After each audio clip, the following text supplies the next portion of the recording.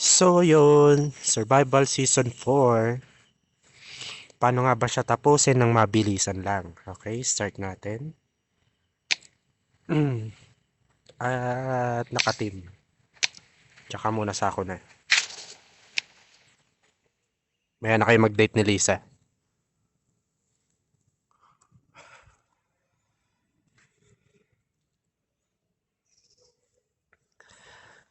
Ano nga bang mga kailangan kapag nandito sa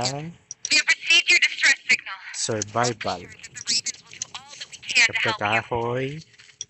I'm looking at your satellite coordinates right now, and you appear to be located at. Oh boy. Kailangan mabilis ka dito. I need you to listen to me. You're on Albert Island right now. Unfortunately, it's no longer the vacationer's paradise it used to be. It's become hell on Earth since the outbreak happened, with all the pollution and swarms of zombies roaming about. Take note that at night, a mysterious toxic fog descends on the island, and it only starts dissipating at first light. Listen, the Ravens are sending out a rescue team for you. However, I see that there's a huge storm just off the island, so as soon as we can get there is in 3 days' time. For the next 3 days, you will have to make full use of all the resources you can find and hang in there. I swear we'll get to you. The Ravens have performed a preliminary survey of Auric Island, and this is what we know. What used to be the town of Dolan is located on the west Daldal naman side, neto ni Catherine. and you should be able to find plenty of supplies there. Even if you have all you need, it should still offer a number of good hiding places. So ayan, tapos na si Catherine. Gather kayo ng 5 o ayan, mga 6 to 7. So, tangin na mo, Catherine. Well, it's been a while since the disaster happened. Who knows just how toxic that fog still is. Ayan, pangatlong bato. Recommend ko mga 6 to 7, pokpok kayo. Tapos 3 kahoy lang, sapat na yan. Pang-craft to ng bala. Tapos ang ika-craft nyong barrel is shotgun. That means you at least have a shelter over your head at night. So, ayan, maliwalas naman siya sa akin. Take whatever supplies you can get. Wood, stone, and bandages might not look like much, but they could be crucial for your survival. Ammo and guns would be nice too if you can find them.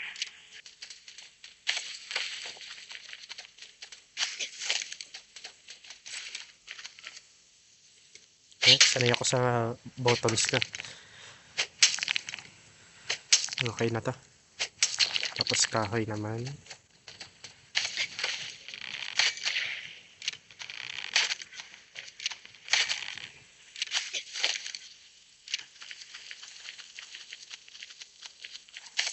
Check out the Cardis plant too. You should be able to find the meds they used back in the day to keep their R&D personnel safe. The irony, am I right? Just make sure that you use them sparingly. You never know when a spare vial or pill will save your life. Ayan, so, ang contamination ko is 61%, 62%. Pagka nagganyan, 61%, gamit na kayo nitong antibody, which is ito. Yan, anti-contaminant. Tapos, laging mauuna ang antibody o anti-contaminant bago yung bandage. Kasi ang bandage is may CD na 10 seconds. So, pati yung itong antibody na sinasabi ko, magkakaroon ng CD na 10 seconds. So, dapat mauuna yan. Dapat lagi kang nakatingin dito sa taas. At lahat ng bahay na madadaanan mo, Be nocturnal. Taking refuge in a house can help you avoid them. lahat ng bahay na madadaanan mo, dapat suyudin mo. Make sure na lahat malulot mo. Mga resources like bandage and anti-contaminant. Tapos dito sa first night, dito ka pepwesto.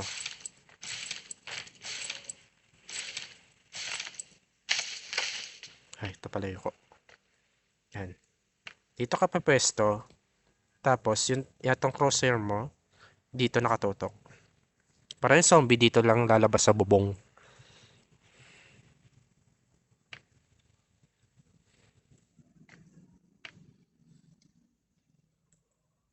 Okay, antayin natin.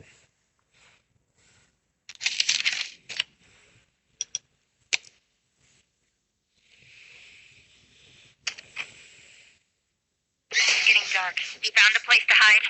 How many arrows do you have? Think you can make it through the night? Yes, I can. Don't worry about me, Catherine.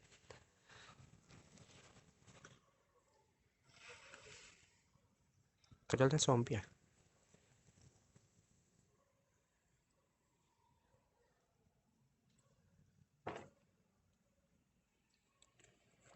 Tapos pag night The time, island is full of trees. Good cover for zombies to hide. Don't just focus on the enemies you can see. pagka night time, huwag kayong lalabas. Dapat may mga shelter kayo gaya nitong bahay na to. Dahil pag nasa labas kayo, yung itong contamination nyo, ang bilis ng gapang. So, mamamatay kayo sa labas. Pero pag nasa loob kayo ng mga shelter gaya nito, matagal siya. So, parang kahit pa paano na-hold lang. Hindi ko alam kung bakit sa likod na sila lumalabas. Pero dapat dito.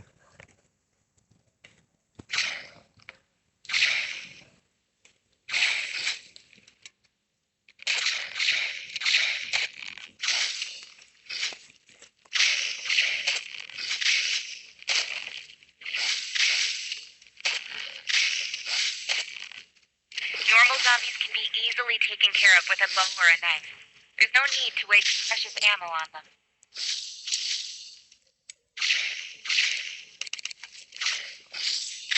Hindi ko napansin yung contamination level ko.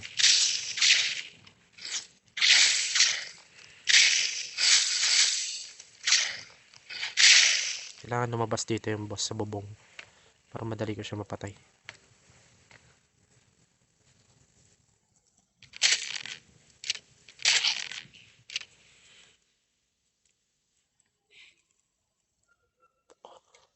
Kasi yung drop ng edit na boss, doon mo makukuha yung pang-craft ng barrel.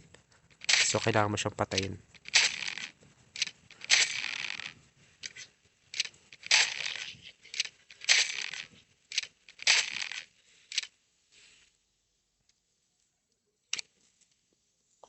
You can do this. It's almost sunrise. Saan yung boss? Ba't di lumabas? Dapat lumabas yun.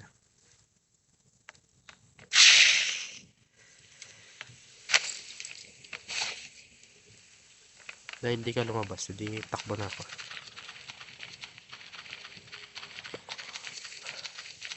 Patayin ko na lang yun nandito. Great. Survived the first night, but don't get cocky. It's only going to get tougher from here. You got a bow and arrows, but I'd feel much better if you found a gun and some ammo. Ang problema ko, wala akong pang-craft. Ayan, pagkatapos nyo dun sa barn, punta kayo dito sa motel, which is etong area na to. Ah, the town of Dolan. I would probably have dropped by at some point for a short break had it not been for the end of the world.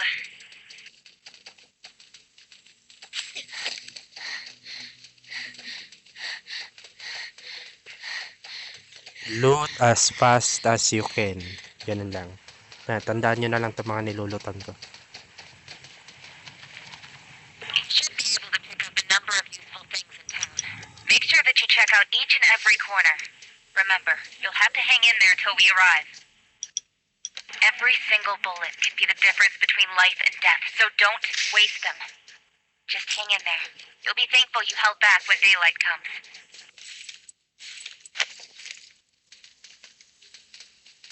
Do not let the sun go down while you are still angry. While this disaster has been entirely man-made, it is also man who can ultimately save themselves and others from it.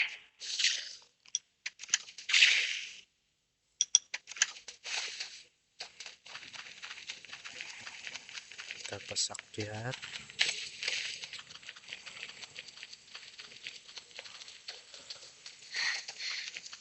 The story goes that the people who lived on this island had a dispute with the real estate developer that came in to develop the island. And eventually they were paid off and moved out of Dolan. This homestead may have been home to one of these original inhabitants.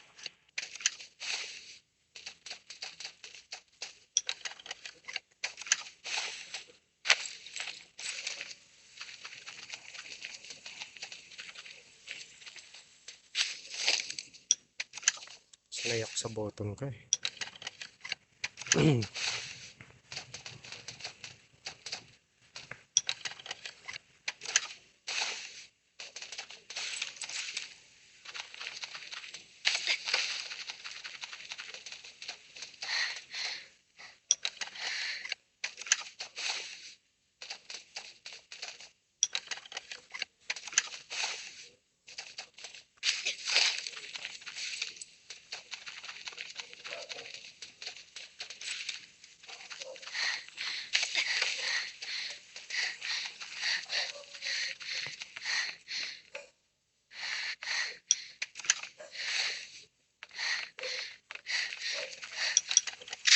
We've been watching the weather at Oric, and it looks like we won't be able to send out the team for a while yet.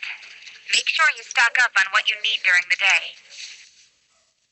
Wait a minute. This is Dolan Real Estate's office and So dito, pagkatapos ng second night, diyan ka na pupunta sa tunnel na yan. search the office and who knows? Something might just turn up. There are also Ito pala, sightseeing tandaan mo trails tong in train na to. Dolan itself. They say the back So may of the shotgun man dito. in the hotel room here was Ito. called as pinning a medal on a shadow. Problema, hindi ko pa siya makakot. Underground passageway. I wonder where it leads.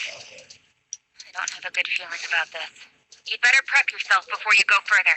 Look around the town to see if there are any items that you've missed. Great. You survived the first night, but don't get cocky. It's only going to get tougher from here. You got a bow and arrows, but I'd feel much better if you found a gun and some ammo. Masyado maingay si Catherine. Yan, sa second night, dito ka lang tatambay. Chandelier.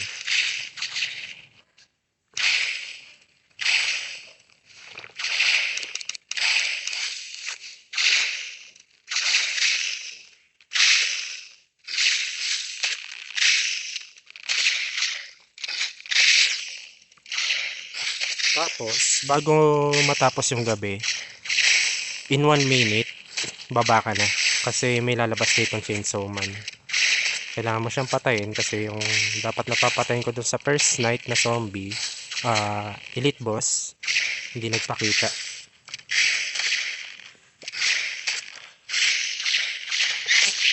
Ayan, Stay together with the nighttime. other survivors if you want to make it through. Unless, of course, you want to be dinner for the zombies. Kasi yung mga dinadrop ng mga zombie, kukunin mo yan. Kakrap mo na lang. If ever na maubusan.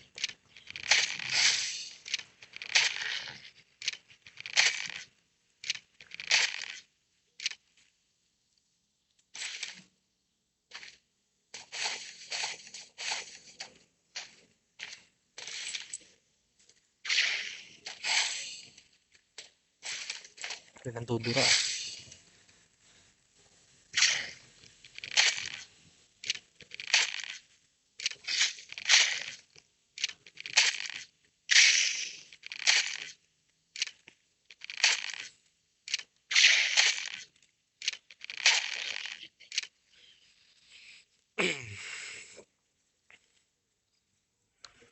Recuperate as quickly as you can between fights.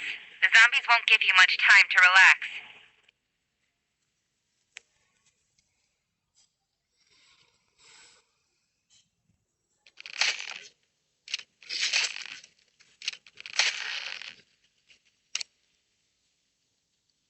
One minute and 35, 34.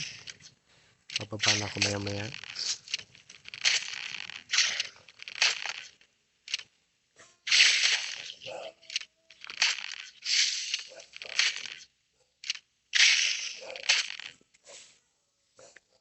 Wala akong bala.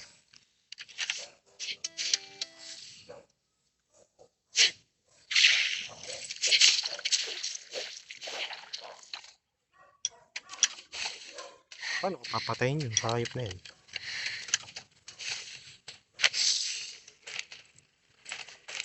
Okay, baba na tayo dito. Eto, sunod. Dito ka magtatago.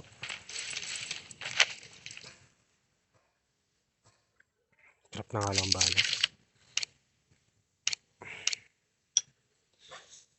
Maubos.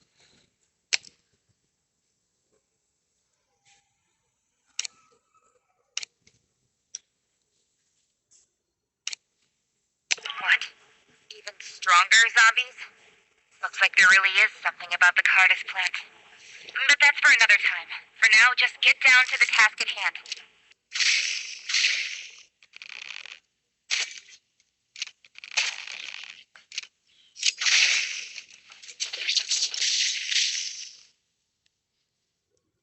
Kailangan lumabas ako ng umaga. Kailangan mapatay ko yung hayop na yun. Good news. The storm is weakened and we'll soon be able to send out the chopper for you. However, there's just too much EM interference at the moment, so you have to keep going for one more night.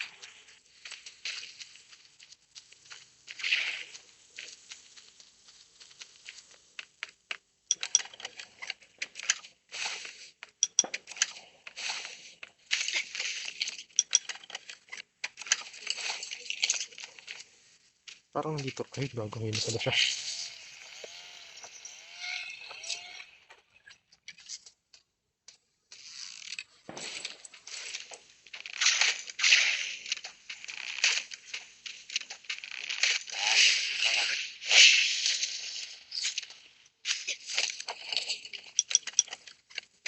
Cardis Industries used to have their factory on the east side of the island. Make sure you are well prepped before you head there. It's going to be way more dangerous out there. Kailangan ko siyang mapatay bago ko lumipat. Akit ka dito. Dali mo, akit ka dito. Ay, gago. Hulog.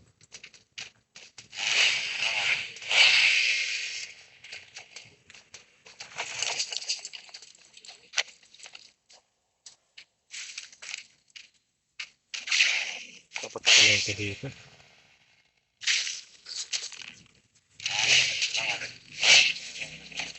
Gago, sakit.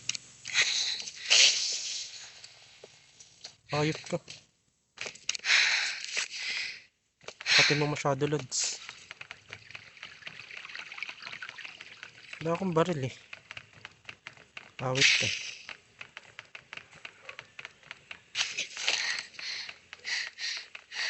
Huwag niyong pupuntahan to. May lalabas dyan na nandudura yung naka yellow jacket.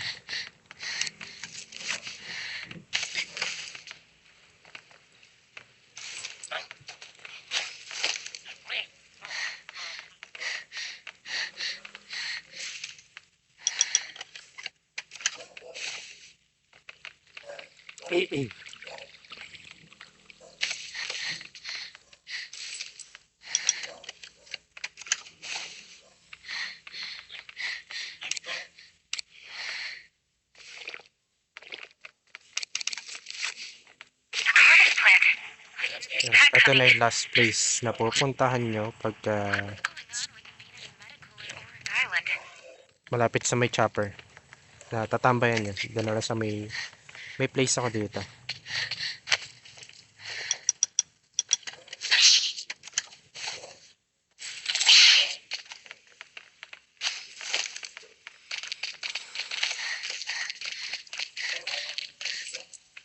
Why did they build this huge factory right at the edge of a tourist town? Cardis, Venus Medical, stolen real estate?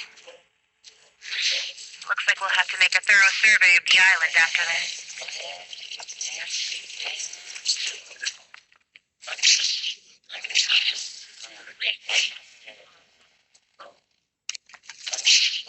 Ayos lang ka lang. Papatay ka sa akin.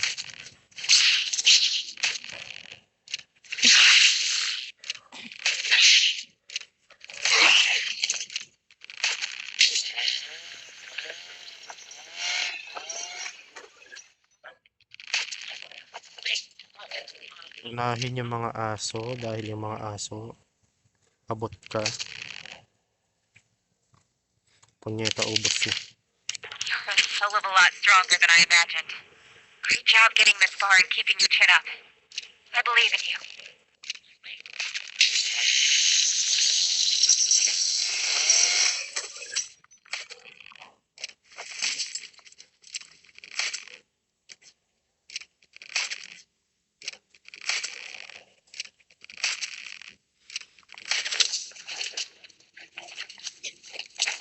Nice one.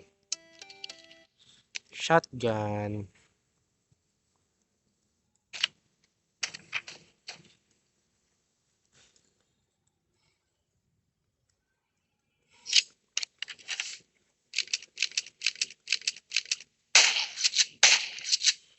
Auto firing ba to?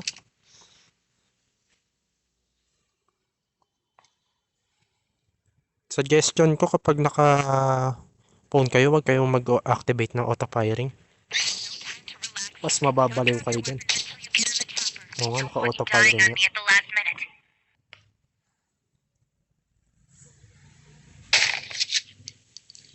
Ayan, ito pipindutin. Ah, diba? Naka auto firing.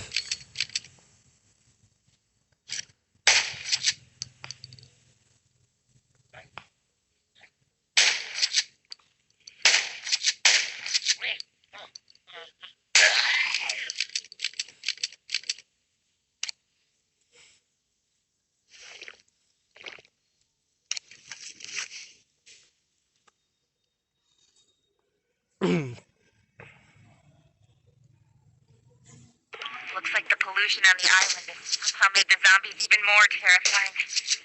Just where is this pollution coming from?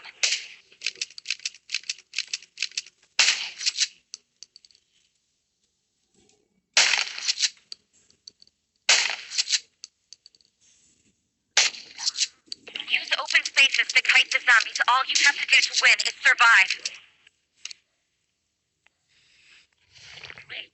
And 10 seconds, I think. Tatakbo na ako papunta doon.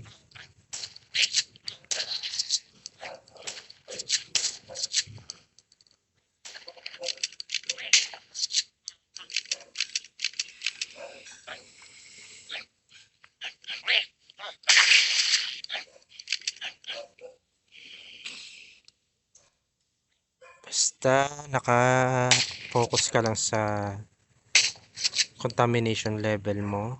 Kasi kapag gabi, ang bilis niyang gumapang. Pagka 60, yan, inom ka na.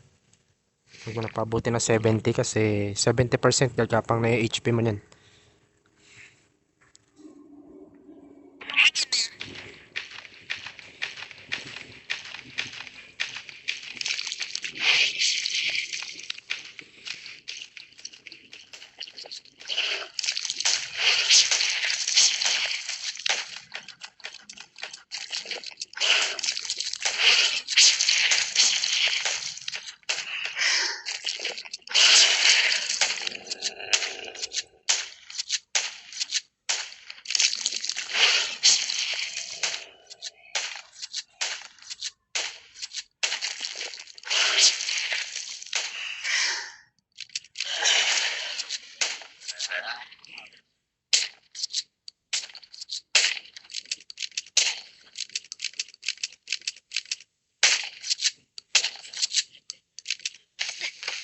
Kago.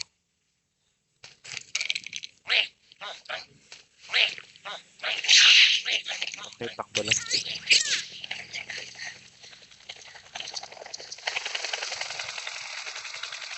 Okay, tapos na yan.